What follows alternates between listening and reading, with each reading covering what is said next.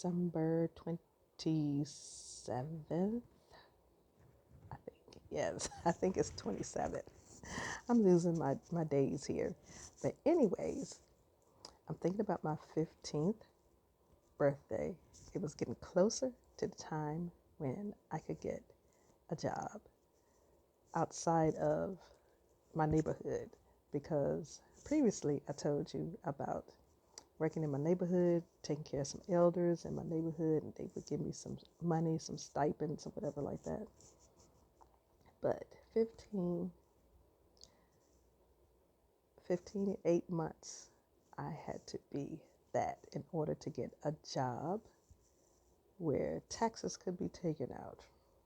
But at 14, 15, I didn't really get all of that. But anyways, yeah, 15 and 8 months, yeah. And how I remember doing it, I wanted it. My mama didn't want me to get a job. She didn't. So what I did was I talked to my guidance counselor and I told him this is what I wanted to do. And he helped me. He said, all right. He said, don't leave without getting this note from me. He said, I'm going to fix you something to take home to your mama. Excuse me. And so did that. I'm not sure if I told y'all the story or not, but I'm going to say it today. And so I got it. I knew what it was, but I didn't read it. So I knew, because he told me what he had put in it. So I said, okay, yes, sir, thank you. So I took it home to Mom. She said, what is this? I said, I don't know. This is something he told me to give you. So she looked at it. He never said it's for her to get a job. He said it was for a meeting. She said, you sure you don't know what it is? I said, no, ma'am. I don't know what it's for. I said, he just said to give it to you. So he told me it was for her to come to a meeting with him and the principal. So she came at the appointed time, and Mr. Stroud, who was my counselor, who was also my mom's former high school teacher, and he came and got me out of class. He said, your mom is soon to come. I need you to come down to the office with me, Mr. Jones, with Dr. Jones. That was the principal. So we get down there, and Dr. Jones, he said, well, hello, young lady. He said, I hear you are fine and upstanding. And I said, good morning. How you doing? Because I didn't get to talk to him much, because it was a pretty big school. For a 15-year-old, it was pretty big school. But anyway,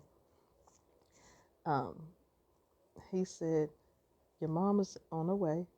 He said, we're going to help you get a job. I said, yes, sir, thank you.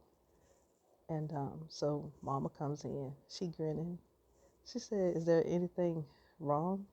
And so Dr. Jones started talking. He said, no, I understand that you have a very good daughter here, very upstanding. Her grades are good. And I just need you. He slid a sheet of paper to her. It was a form and everything was filled out. All she had to do was put a signature on it. He said, you just need to sign this so we can give her a permit so she can get a job. And she just turns around, just looked at me, and I just stand there, because that's not what she wanted, but that's what I wanted. And I was determined to get what I wanted. So just to give you an idea how I am, if it's something that I really, really want, I will go through the links to get it. As long as it's not hurting the other person, I will do it.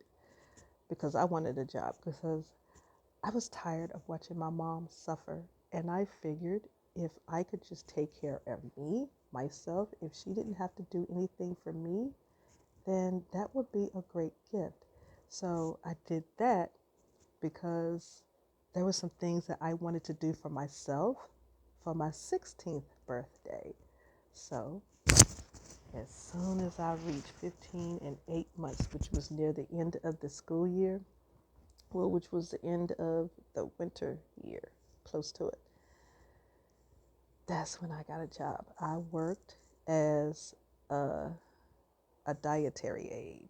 That's what we were called, a dietary aide in a local nursing home that wasn't too far from my school.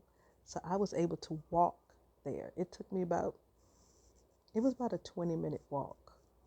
It was about a 20-minute walk from the high school to there. And then my mom or my grandfather would pick me up and take me home. But yeah, that was what I remember. I remember that very well.